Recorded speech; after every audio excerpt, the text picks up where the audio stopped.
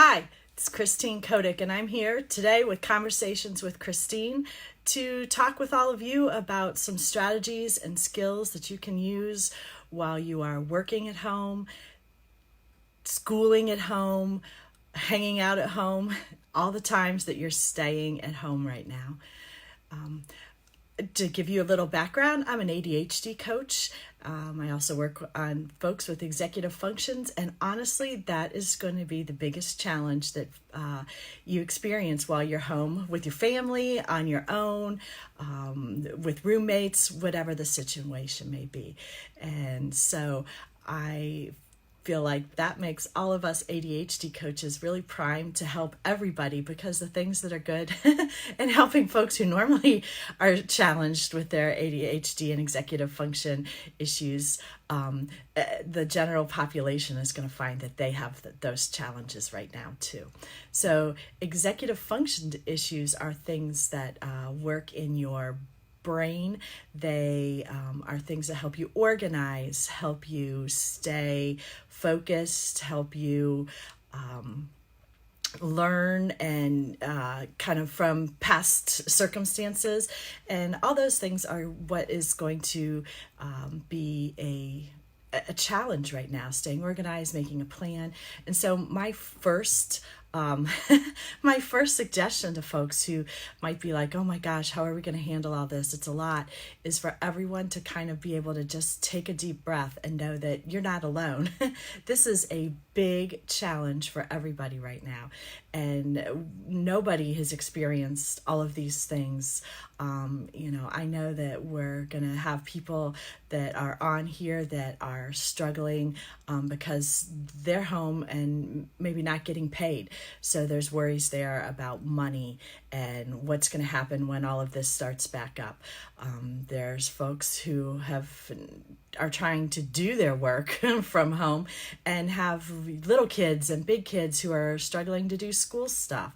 So it's really important for everybody to just kind of take a deep breath and know that it's a challenge for everybody. So think about that. What is it that you need to do to make this time go smoothly for yourself? And one of the first ways to do that is to set up a plan. One of my kids asked me, how is this weekend going to be different than the whole week? And you know what? It really isn't unless you set it up that way.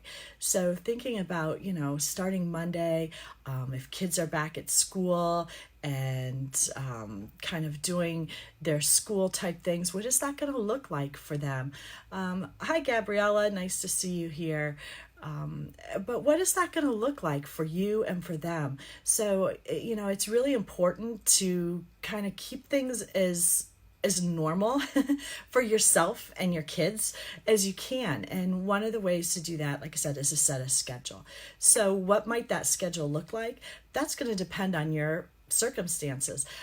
Some people are finding that it's helpful to kind of let things be a little different than they normally would be able to be at home and get up a little later, kind of hang out in your jammies all day and that sort of thing. That works great for some people, but other people find that kind of just puts them in a mode of, I have my jammies on, I'm just going to hang out, when actually maybe schoolwork needs to get done and work things need to get done. So one of my suggestions is to get up and have a time when the day starts. So, in your family, maybe it's, everybody's up by 10 o'clock, we're eating breakfast, we're showering, we're doing those things that you would normally do in life if you were getting up to go to school and to work, but maybe just a little bit later. So you kind of keep that thing, then set up the things for yourself that you want to do in a day. It's important if you have kids that kids are getting their work done. So set up a time in your day that, or the time in your day that schoolwork is going to take place in.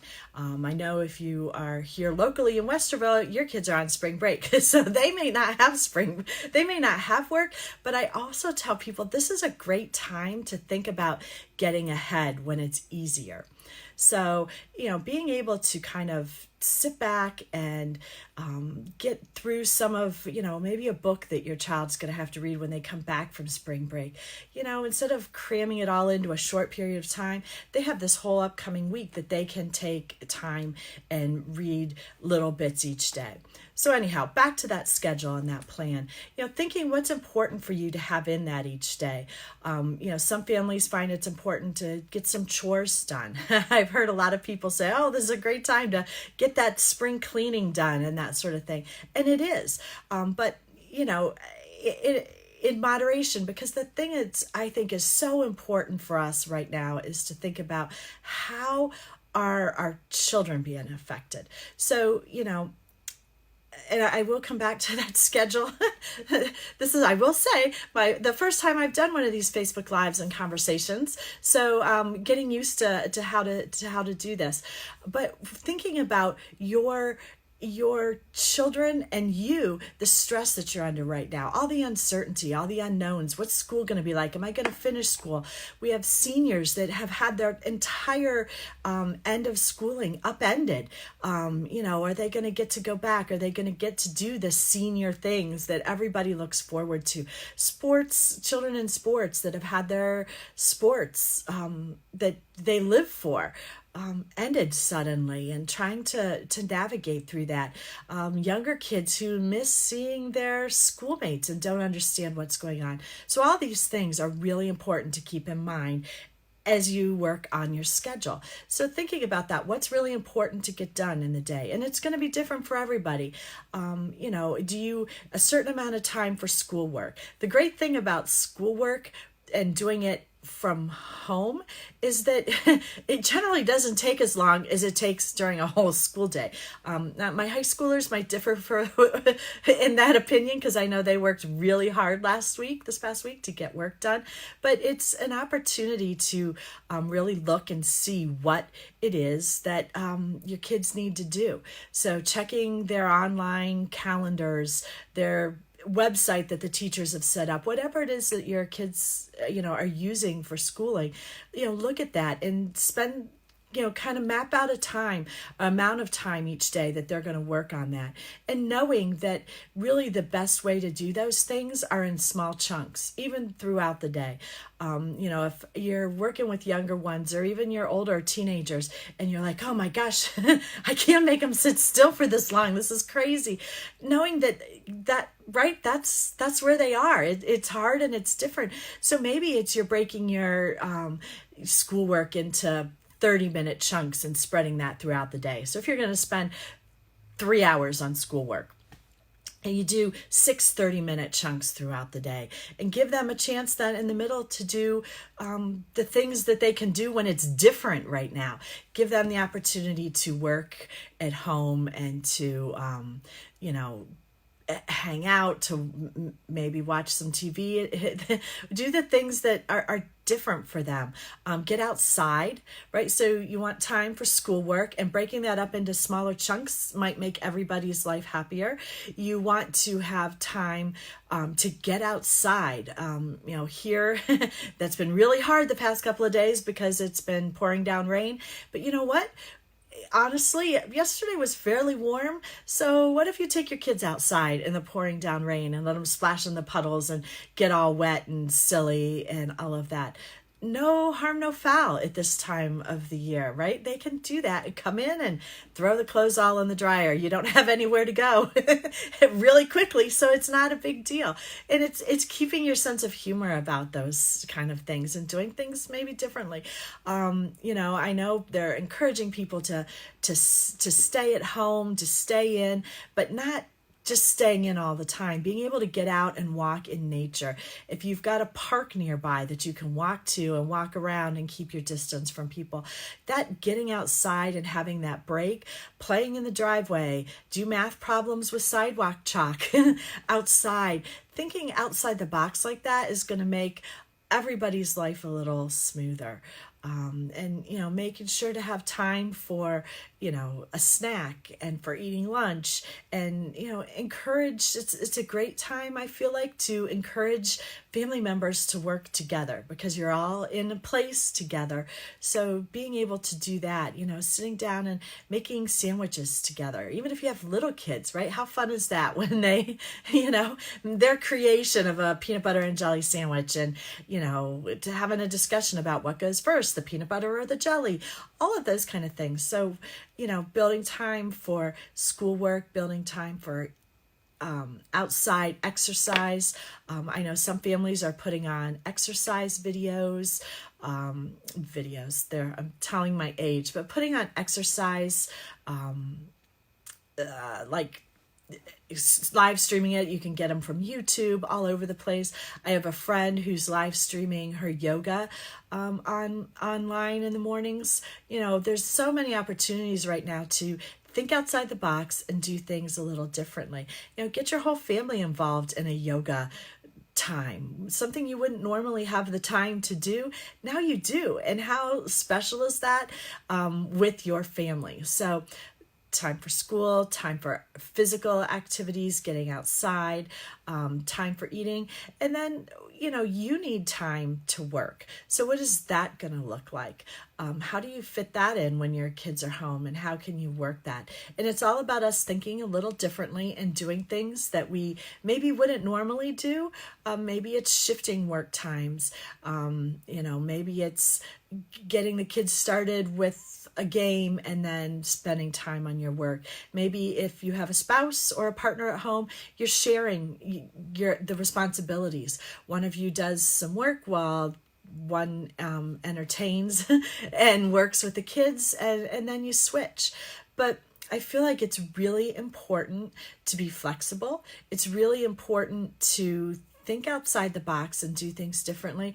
And probably the most important thing is to have a sense of humor. The more we get frustrated and irritated about how things are going, the more difficult it's going to be for everybody. And your kids are going to get frustrated. Your partner in life is going to get frustrated. And that's hard. So being open with communication and just kind of finding the humor in all that's going on is really, really helpful. I am curious, and I don't know how to do this, but it looks like there's several people watching right now live, and I feel like there should be a way for you to ask questions or tell me what you've done that's gone really, really well for you. Unfortunately, I'm going to have to do some research on my own and figure that out because I don't know, but I plan on doing this conversations with Christine about 9:30 during the week. I think every day but Friday. So I hope that you're able to join me. I also would like to set it up as hey Jen, good to see you. I'd like to set it up as a Zoom call because I know the other really important thing for all of us right now is building that sense of connection where, if we're stuck in our homes with our same little tribe, being able to connect to people outside and to hear how things are going for other people and share ideas and share things is really important. And Zoom is a platform that allows us to kind of have a virtual coffee time. And so it's my plan to set that up so that, each morning, if you want to join us and sit in and talk and share instead of just watching me talk, that's an opportunity too. So I hope to be able to get that started for Monday. But hopefully, that just getting started in this discussion, things that you can do at home, I really think that the biggest thing to think if you're someone who has kids or you're someone who's working home for the first time, without kids and you're working in that quiet space is to really consider what a change this is for all of us and how important mental health is at this time so that we're keeping our kids and ourselves in a good place. There's just so much uncertainty. There's so many questions people have and all the information that comes out. That's another big piece of things. If you've got young kids, and I feel like even high schoolers, that constant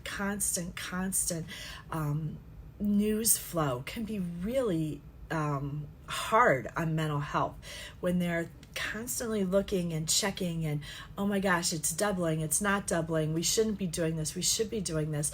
It's really hard. I read a good article from the Center of Developmental Health, I think is what it's called, at Harvard. But they're going to be studying the trauma that comes out of this for so many children, and what effect does that have going forward. So, keeping in mind, keeping your household happy and comfortable and moving forward is going to be really important during these times. And so thinking of, how do you make things joyful? How do you make things fun? And being able to control your own possible impulses to get upset and angry, and think, how can we do this differently? And that's always a big piece of this for me. When we look at kids who are being very emotional, they're being maybe defiant right now, you're hearing a lot of no, I don't want to do that, no, or they're extremely upset and quick to anger, maybe when they weren't normally. That's not, I always tell folks, Dr. Ross Green has written The Explosive Child and a couple other books. His big thing is kids will do well if they can. Nobody wants to go around getting in trouble, being hollered at, being punished, being put in timeout. That usually, from what I've seen, is never a child's goal. The problem is they don't have the understanding to deal with their emotions and their feelings in a appropriate manner for the situation. So they're not able to control those the way that the public or you finds acceptable. And it comes out in anger. It comes out in maybe arguing with a sibling or things like that. So how can you help that? And the biggest way to do that is understanding that a lot of times getting angry yourself or putting a punishment on a child is not what's going to help. It's looking at them and saying, what's really going on here? Let's look at this situation. And so a strategy that's great from Dr. Green and his work, you can check it out, livesinthebalance.com. I think it's .com, not .org, is his website. Great resource. But it's asking your child, hey, what's up with that? You just threw all those markers at your sister. What's up with that? And so listening, really listening, not judging, not getting angry, not giving your adults feedback on why they shouldn't be throwing markers, but listening to your child and seeing what's really going on. Asking questions. Well, what was it that started all this, and what can you, so it's asking all those questions about what's going on for that child, so you really have an understanding of what's happening. And what you may find out is it wasn't the sister or sibling at all. It was the fact that the page he was coloring, he colored out of the lines, and that really made him frustrated and angry, and he didn't know what to do, and so he just got mad and threw the markers. Well, great, that's entirely different than you have an understanding of where it's coming from, them versus just saying, don't throw your markers. So you can change that discussion. You can add in a piece about, well, as your mom, I need to tell you that it's really unsafe to throw markers.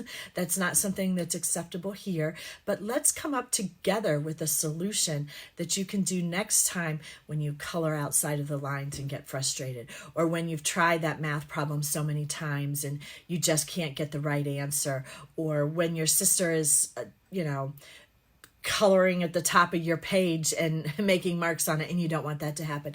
Let's come up together with a solution that can work for that. And so being able to engage in that dialogue with your child is really huge. It lets them feel heard and understood, and it gives you an understanding of where that behavior is coming from, because you have that conversation with them that, hey, what's up with that? What's up with throwing those markers? You'll generally, if you just keep asking questions to find out what was going on in his mind and that sort of thing, you'll find out that it wasn't what you expected. And so it's a great tool. Like I said, it's Lives in the Balance. Dr. Ross Green, he has several books out, but these are things that work. You could use it with your spouse. Hey, you just threw away the entire dinner I cooked. What's up with that, right? Getting to the bottom of things can be really important. And, in these times, being able to have those kind of conversations in our houses instead of the frustrated, I'm angry, you're angry. Now we just keep getting angrier and angrier and angrier. And it becomes a contest to see who can be the angriest kind of thing. So, if we can hold those conversations in a way that are helpful and that let everybody's feelings be validated. If you're nervous and anxious and worried during this time, just think what your child must feel. That because you're an adult and this is happening, think what your child must feel as this is kind of happening around them. And they see you being worried and nervous, and it makes them even more so. So, I hope that throughout all of this, I know I started off talking about schedules and planning and ways to make your day go smoother. I feel it's really important to spend some time reflecting before you go to bed at night. And you can do this as a family even, or you can do it with your kids and then do your own at night. But reflecting on, gosh, in these times, we're really able to slow down. So what went really well today? What didn't go so well? What would I like to try to do differently? Because if you get up each day and you're frustrated and you're angry and you keep doing the same things over and over again, you're going to have the same frustrated, angry, this didn't go well days. So it's thinking about, kind of going to bed and thinking, spending 15 minutes, 10 minutes, reflecting on your day. What was the best part of yesterday, of today? So, oh, wow, it was really great when we went out and played in the rain. That was a lot of fun. I need to be more spontaneous like that. What didn't go so well today? Well, it was, 1:00 before everybody kind of got dressed and got rolling. And then I was frustrated and got mad at everybody because we were just now getting rolling. And so I'd like to try and come up with a better way for that tomorrow, right? So it's thinking about what your day was like and what you would like it to be like tomorrow. And if we all had those thoughts in our heads every night, then every day should get better and better, even as the days get longer and longer, not knowing how long we're going to be doing this kind of working at home, schooling at home, staying at home. So, one of those ways to be positive is to really to kind of spend some time thinking about that at night. What is it that you want tomorrow to be like? So maybe you have to change your plan if today didn't go well. But it's also recognizing no matter how terrible a day might have been, things went well. And it's recognizing those things and thinking how you can build on them and being gracious to yourself. It's not easy times to be a worker at home. It's not easy time to be a parent at home. It's not easy time to be a kid at home. So allowing yourselves all that ability to do things a little different, knowing that everyone's in the same boat. And some people, it might be a little easier, and some people it might even be harder, and recognizing that. So thinking about that, connecting with others, make a plan to who can you connect with tomorrow, because I feel like that's the piece that's hard right now when you're just kind of in and doing your own thing. So making a point of connecting, which is, like I said, why I would love to hopefully on Monday get started making these little conversations, Zoom conversations, so that we can get, even if it's 3 or 4 people online together in the mornings, just to have a little chit chat. Maybe not for as long as I've been talking today, but maybe 5-10 minutes where we can connect and talk about, oh yeah, this is my plan for the day, or this is what I have going on. So, connecting with your neighbors that maybe you don't see as often as you'd like to, connect with them by, reaching out, text, phone call. We have so much technology these days, which is a great, great thing, but, really using it not for just Netflix and Hulu and all those things. But, I saw something really cool. It happened twice in my house so far, and that's using the Netflix movie party. I don't know the right word for it, but the Netflix thing. Twice my kids have watched a movie with a friend. And so they're in their own homes watching the same movie, and you're able to have a little chat discussion. You can stop it. You can go on, you can go back to watching it. But what a great way for people to talk with that. So, good. I see. Oh, this is exciting because I wasn't sure how this worked, but I saw someone else that would love to do the Zoom meetings. So yeah, I am going to send out on my business page here, CK ADHD Coach, and also on my personal page, a link for a Zoom meeting. And like I said, it'll probably be at 9:30-ish because I figure that's enough time to sleep in. But maybe after the first one, people are like, oh, I'd rather get this started earlier or something. But it definitely will be in the mornings. And I think it's a great opportunity for people, like I said, to just connect with each other. It's great to have that, to be able to see each other. It's really hard for me right now to, like I said, I think there's 5 people that have this on or watching it, and it's gone up and down as we've been talking, but I hate not being able to see and hear from you guys. So it's kind of one-sided and kind of strange for me. But, having that connection is huge. And the more we can do that with each other and encourage our kids to do it, little kids can do this too. I've had my kids making sure that they FaceTime my mom, so their grandma, so that she has someone to talk to because she's in her house by herself. So how can we, continue to engage those around us? And I think that's really going to improve our ability to feel good and to get through this in a healthy space. So I am going to wrap up for today.